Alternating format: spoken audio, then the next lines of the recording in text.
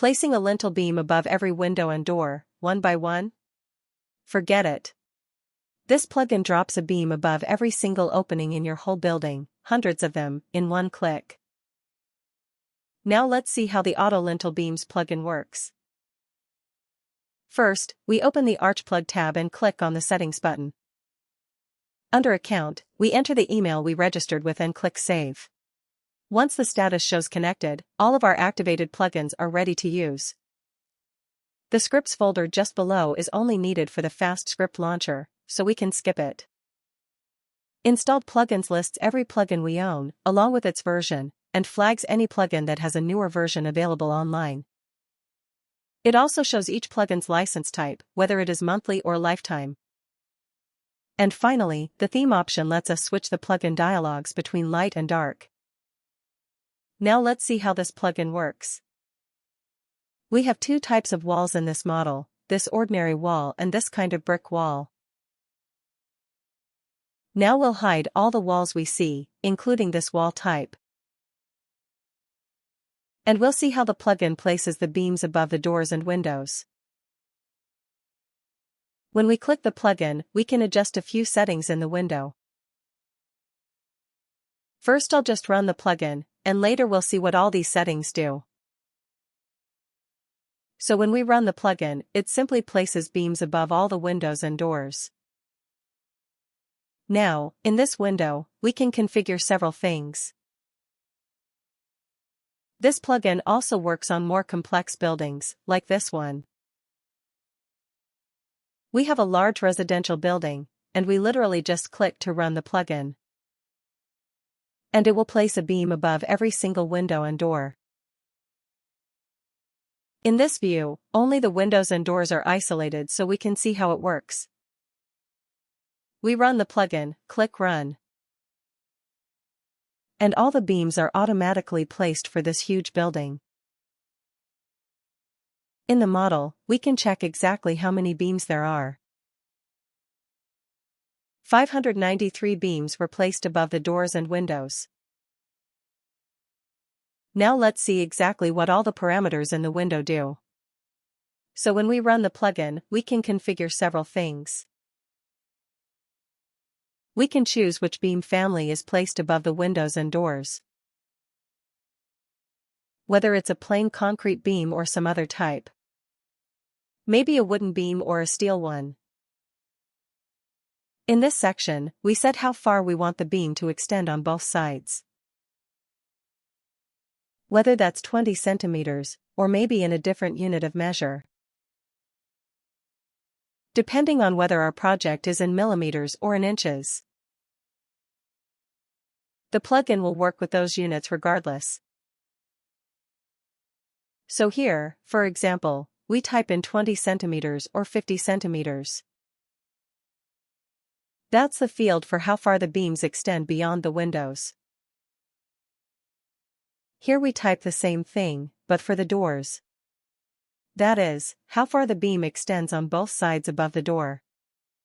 Here we type how high we want the beam raised above the door opening. It should always be 0, but if it suits someone, they can enter a number like 10 or 20 centimeters. And the beams will be raised that much above the doors and the windows. So the offset above the doors and windows can be customized. In this field, we set one important thing that's related to wall types. If our exterior walls are 20 centimeters thick, meaning the block is 20 centimeters thick, while the interior walls have a block that's 10 centimeters thick, the beam can't be the same thickness for both the exterior and the interior walls. On the exterior walls the beam will be 20 by 20, while on the interior ones it will be 10 by 20 centimeters. It has to be the same thickness as the wall itself. That's why this field was created. We add a new row. And in it we choose a custom wall type and a custom beam type. For the interior wall, which is 10 centimeters thick. Or, if the unit is inches, for example 6 inches. We choose a beam that matches that wall. That's, for example, a beam of a certain thickness that we created in the model.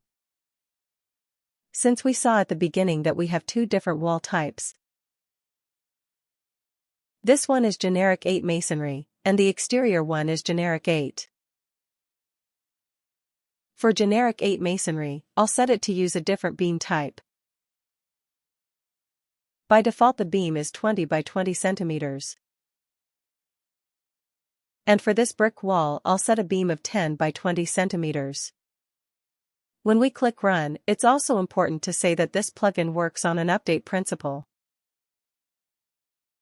There's no need to delete the old beams. The beams the plugin created will simply update as we change the values in the window. Now let's see how that looks. When we click Run, the beams simply adapt to the changes we made.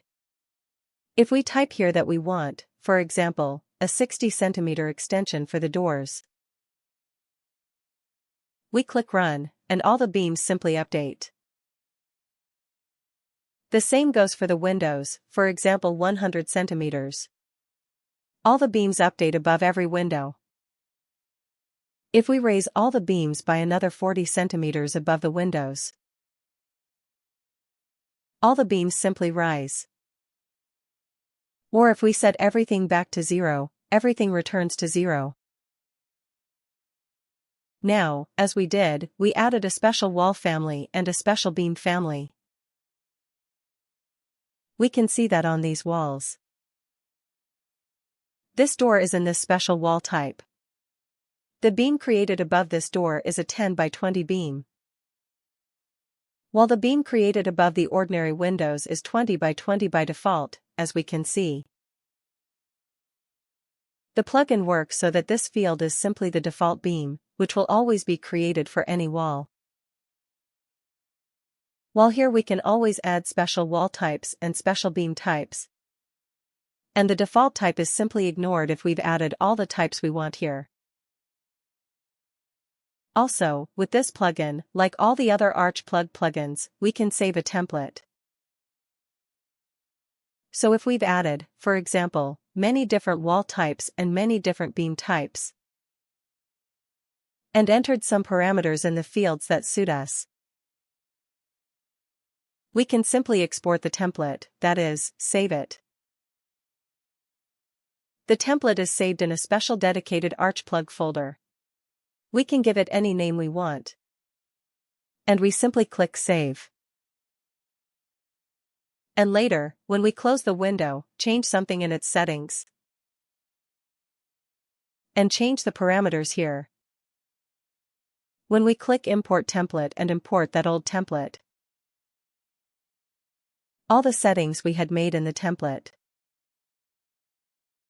will come right back into the window, and we can simply click Run. And that template will be applied in the model.